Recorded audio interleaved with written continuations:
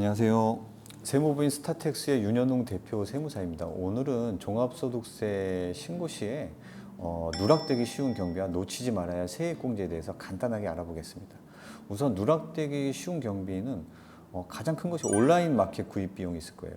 요즘 병의원에서도 뭐 쿠팡이라든지 뭐 네이버 쪽에서 간단하니까 소모품 같은 경우에는 온라인으로 그냥 구입하시는 경우가 많아요. 근데 이런 경우에는 좀 누락되기가 쉬운 게 뭐냐면 대부분 결제 대행 업체를 통해서 구입을 하게 되거든요. 뭐냐면 쿠팡에서 내가 5만 원짜리를 급하게 결제를 했는데 신용카드로 결제를 하면 결제 대행 업체 뭐 이니시스라든지 LG U+ 같은 결제 대행 업체만 카드 그 명세서에 찍혀요. 그러다 보니까 세무사 사무실 입장에서는 이게 어떻게 지출된 건지 내역을 알 수가 없거든요.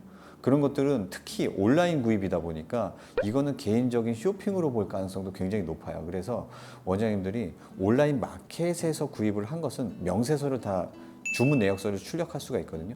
그것을 세무사 사무실에 제출하는 것이 훨씬 더 경비 처리에는 유리할 수 있겠습니다. 왜냐하면 1년에 이렇게 구입하는 것들이 뭐 몇 건이면 상관이 없을 텐데 수백 건, 수천 건이라고 한다 그러면 원장님들도 그것을 전부 다 어떤 물품을 매입을 했고 하는 것들을 세무사 사무실에 통보를 하기가 굉장히 힘들거든요. 그래서 주문 내역서를 아예 출력을 해서 그쪽에 제출을 하는 게 훨씬 더 경비 처리에는 유리할 수 있고요. 그 다음에 경조사비가 있을 수 있어요. 그래서 사업과 관련된 경조사비라고 하면은 지출 건당 20만 원까지 접대비로 경비 처리가 가능합니다. 그래서 뭐 축의금, 뭐 조의금 지출 같은 경우에는 실물 청첩장 아니면은 온라인으로 온 부분이라고 하면 캡처를 해서 보낼 수도 있고, 그 다음에 부고 같은 경우에는 우편으로 보내기보다는 3일밖에 안 되기 때문에 주로 문자로 보내게 돼요. 그래서 문자를 캡처해서 세무사 사무실에 제출해도 충분히 근거가 됩니다. 그 다음에 건물 관리비 및 주차비가 있는데요.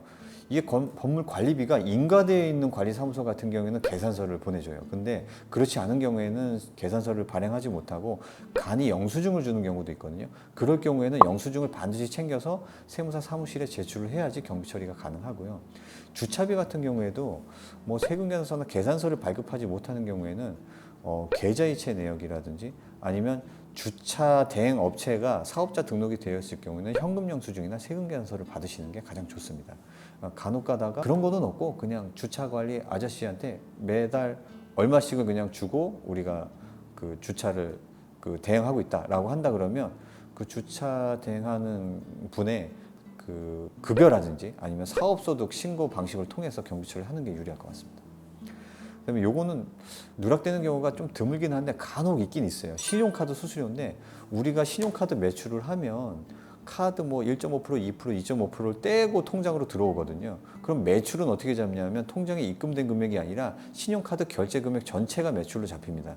그러면 통장에 입금된 금액과의 차액은 수수료일 텐데 이 수수료 같은 경우에는 경비로 처리해야 돼요. 근데 이것은 카드 수수료이기 때문에 세금 계산서나 현금 영수증이 발행이 되지가 않아요. 그렇다 보니까 실제로 이거를 주의 깊게 보고 경비 처리를 챙기지 않으면 누락되는 경우가 아주 간혹이지만 있습니다. 그래서 이것은 여신금융협회나 카드사 확인을 통해서 누락되지 않도록 한 번 더 주의를 기울여 주시는 게 좋습니다.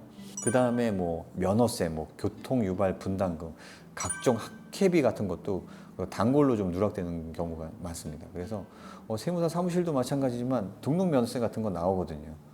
전문 직종 같은 경우는 원장님도 마찬가지로 면허세가 나오고 병원을 운영하기 때문에 교통유발 부담금이 좀 큰 금액으로 나와요. 그리고 각종 학회비, 학회 참석할 때마다 2만 원, 3만 원 같은 경우에는 세금 계산서를 끊어주는 경우보다는 간이 영수증으로 2만 원, 3만 원짜리 영수증을 주는 경우가 많거든요. 이런 것도 꼭 세무사 사무실에 제출을 해야만 이제 경비 처리가 가능합니다. 이제 놓치면 안 되는 세액공제에 대해서 알아볼 텐데요.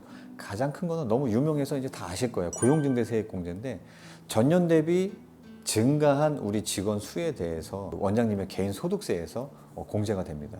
이런 것들은 절대 워낙 큰 금액이기 때문에 놓치면 안 돼요. 특히 개원 첫 해 같은 경우에는 첫 개원이라고 한다 그러면 전년 대비 늘어난 인원은 실제로 내가 개원하면서 채용한 전체 인원이 될 거예요. 왜냐하면 전년도에는 0명이었기 때문에 올해 10명을 채용했다 그러면 0명에서 10명이 됐기 때문에 10명 전체를 세액공제를 받을 수가 있어요. 그래서 직원 1인당 과거에는 뭐 700만 원에서 1200만 원이었다 그러면 지금은 한 1450만 원 정도 받을 수 있다. 청년이 아니더라 하더라도 880만 원 정도는 받을 수 있다. 이렇게 보시면 될 것 같습니다. 그다음에 사회보험료 세액공제인데 위에 고용증대 세액공제랑 세트로 함께 묶어서 세액공제를 받는다고 생각하시면 될 것 같아요. 뭐냐면 똑같이 직원이 증가한 분에 대해서 혜택을 주는 건데 직원이 증가했으면 그 직원에 대한 4대 보험료를 병원에서 내주잖아요. 사업주 부담분에 해당하겠죠. 그 보험료에 대해서는 또 세액공제가 가능해요. 뭐 청년 같은 경우에는 100%, 일반인 같은 경우에는 그거보다도 좀 낮은 금액이 세액공제가 될 텐데 이것도 고용중대 세액공제와 더불어 절대 놓치면 안 되는 세액공제에 들어가고요. 그다음에 지방에 개원한 원장님들, 수도권 과밀 억제권역 이외에 개원한 원장님들 같은 경우에는 처음에 신품으로, 중고는 안 되고 신품으로 의료기기를 매입했을 경우에는 10% 세액공제가 있습니다. 그리고 수도권 과밀 억제권역 이내에 개업한 원장님들 같은 경우에는 개원 첫 해에 뭐 신품으로 매입한 거 같은 경우에는 세액공제가 안 됩니다. 과밀 억제권역 내에서 더 과밀하게 만들었기 때문에. 하지만 이렇게 매입한 의료기기를 고장이 나거나 아니면 노후화돼서 교체를 하게 될 텐데 이 교체에 대해서는 세액공제 10% 혜택이 있습니다. 이런 점들은 과밀 억제권 수도권, 특히 서울에 개원했더라도 받을 수 있는 혜택이다. 이렇게 보시면 될 것 같습니다. 감사합니다.